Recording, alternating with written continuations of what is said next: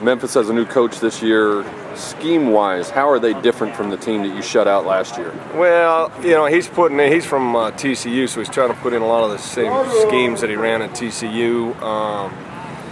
Pretty different club than what they were last year, and you can see this team growing as the season progresses, kind of buying into what the coaches are telling them, and they're getting better and better. And scheme-wise, they've got a lot of stuff in right now, so you never know what you're going to get. It's a hard team to prepare for.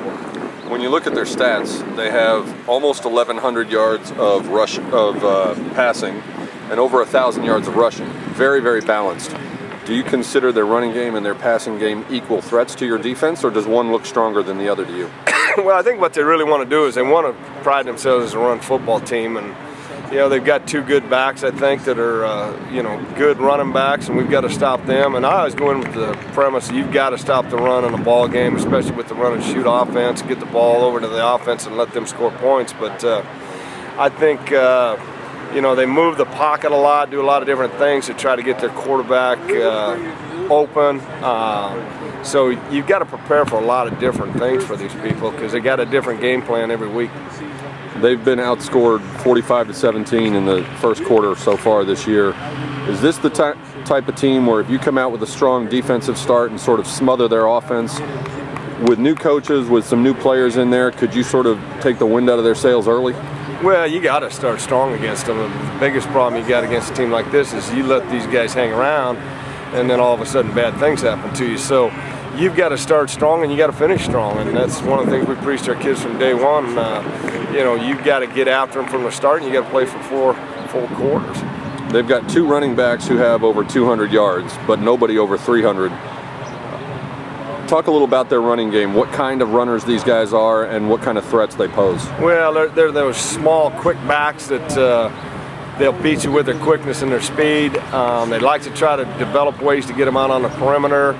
So you got to be real solid with your edges on defense, and you've got to tackle them in space, and that's what they want to do with these guys, is get them in space, and then they'll bring in that 15 at quarterback, and he's a run threat as a quarterback, so you got to be alert when he comes in the game, because it's almost like a wildcat. So, and there's some things that you got to do or they're going to hurt you run the football. Their quarterback, Jacob Karam, is a transfer from Texas Tech. Not the biggest guy in the world, 6 feet, 205, something like that.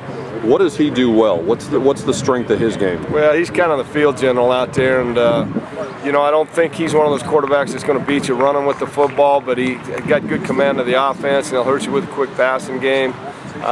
He understands what they want done right now, and again, you can see him growing as this team's starting to develop behind this new coach. They have 2 receivers. Kevon Malone is a little bitty guy, 5'11", 155, and Marcus Rucker is a real big guy, 6'4", 190. They have over half the receptions for this offense. Do you try to take the ball out of the air and force them to run? Because most coaches talk about we always want to stop the run first. But do you want to take the ball out of the air and force them to go back to the ground? Nah, I'm kind of with everybody else on philosophy. You got to stop the run first, and you know, those receivers that get their catches, you got to limit their run after catch. You can't let them get explosive on you where they make big plays, and that's what hurt us last week. I mean, we would have totally shut Houston down if we hadn't give up big plays after catch. So, you know, I never go in saying, hey, we got to stop the passing game, and we're just going to do it the same way this game. We're going to stop their run first, and then what they get in the passing game, we got to react to and limit big plays. A couple of weeks ago, you went to New Orleans facing a team that many thought you should have beaten, and obviously it didn't go the way you wanted it. Do you and the other coaches talk to the players about the Tulane game in an effort to sort of remind them to stay sharp, bring their best effort, that kind of thing, going into Memphis? I don't think so. You know, you don't want to bring that up. I think one of the things that we played really well, I thought, for the most part in that game down there, it just didn't go our way that day, and that's college football.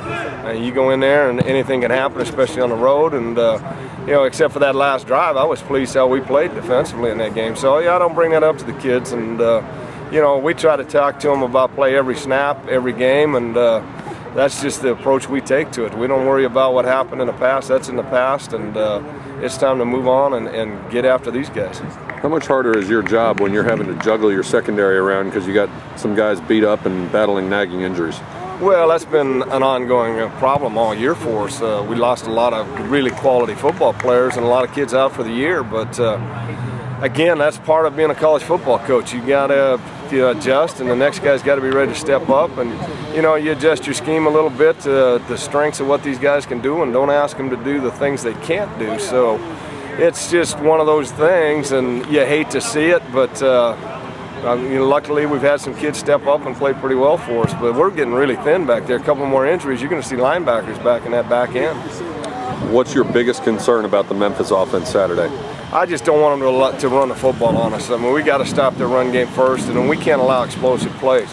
We got to limit, you know, their passing game to catches, tackles. We got to stop their run game so we don't get explosive plays over 10 yards. And if we can do that, we'll have a lot of success against them.